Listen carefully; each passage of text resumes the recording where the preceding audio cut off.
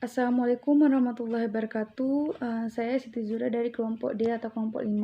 Hari ini kami akan mempresentasikan hasil kerja kelompok kami yang berjudul Prinsip Orientasi dan Navigasi pada Hewan. Nah, pertama saya akan menjelaskan tentang apa itu perilaku hewan. Nah, perilaku hewan atau behavior ini merupakan suatu respon atau tanggap terhadap sinyal yang berasal dari lingkungan sekitarnya, atau bisa dikatakan perilaku hewan ini merupakan sinyal yang muncul dari organisme lainnya. Nah, pada umumnya perilaku yang muncul pada suatu organisme ini memiliki tujuan. Yang pertama, untuk mencari makanan dan minuman.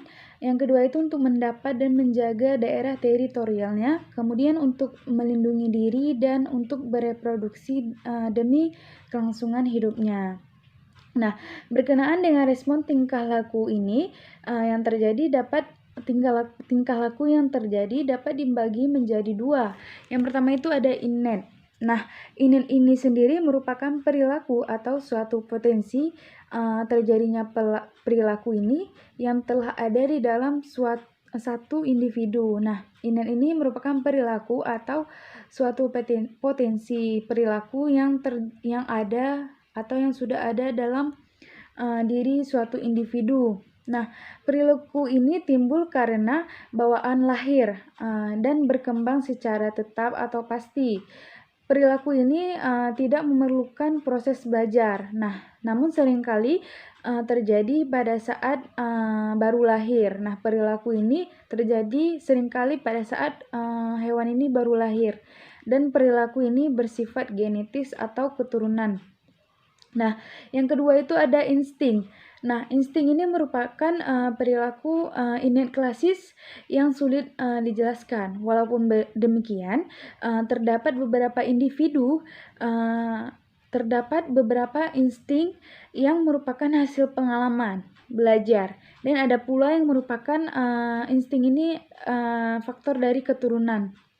Nah, pastinya semua makhluk hidup ini memiliki beberapa insting dasar. Dan semua makhluk hidup pasti memiliki insting dasar yang ada pada diri suatu individu. Nah, selanjutnya akan dilanjutkan oleh teman saya. Selanjutnya saya akan membahas tentang prinsip orientasi dan pola orientasi. Nah, adapun prinsip orientasi dan pola orientasi itu merupakan perilaku hewan di mana hewan tersebut memutar tubuhnya menjauhi atau mendekati arah sumber rangsangan. Nah, secara jenis-jenis secara umum jenis-jenis dari perilaku adalah sebagai berikut. Nah, ada yang pertama perilaku tanpa mencakup susunan saraf.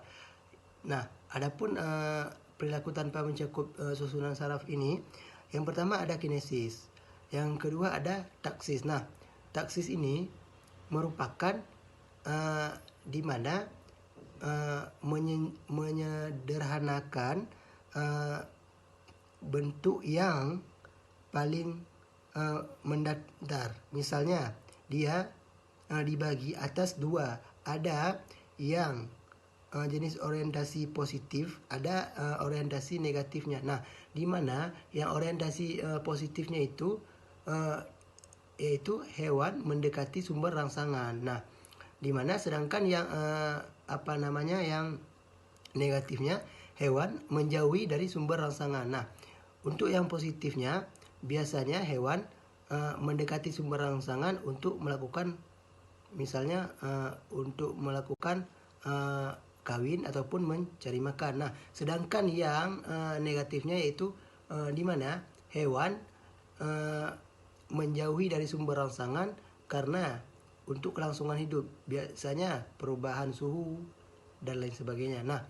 yang selanjutnya ada tropisme. Yang kedua, ada perilaku yang mencakup susunan saraf. Nah, di mana perilaku yang mencakup susunan saraf ini terbagi atas beberapa. Yang pertama ada perilaku bawaan atau naluri, atau juga disebut dengan insting. Nah, perilaku terhadap suatu stimulus ataupun rangsangan tertentu pada suatu spesies biarpun perilaku tersebut tidak didasari pengalaman lebih dahulu dan perilaku ini bersifat menurun. Nah, perilaku insting ini dia walaupun dia tidak didasari dengan pengalamannya, tapi dia memiliki insting. Biasanya sifat ini biasanya sifat menurun. Nah, ada yang kedua, yaitu adalah perilaku yang diperoleh dengan belajar. Nah, perilaku yang diperoleh dengan belajar ini yaitu